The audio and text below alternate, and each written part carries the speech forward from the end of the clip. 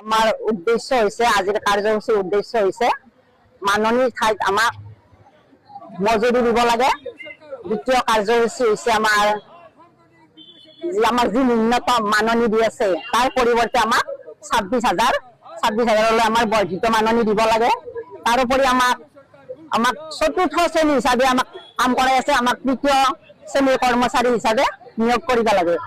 তাৰোপৰি আমাৰ কাৰ্যসূচী হৈছে যিবিলাক আমাৰ খালী পদ আছে, কৰ্মী সহায়িকাৰ খালী পদ আছে, সেইবিলাক পদত কৰ্মীৰ ঠাইত সহায়িকাক নিয়োগ কৰক আৰু কৰ্মীবিলাকক মুখ্য সহায়িকা পদলৈ পদোন্নতি কৰি আমাৰ কামনাবিলাক আমাৰ প্ৰতিবাদী কাৰ্যসূচী সফল কৰক।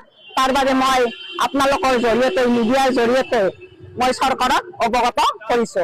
আমাৰ যেতিয়া অৰ্থাৎ অপহাৰী কৰ্মী সহায়িকাসকলৰ NPS পইচাটো আজি পৰ্যন্ত হোৱা নাই।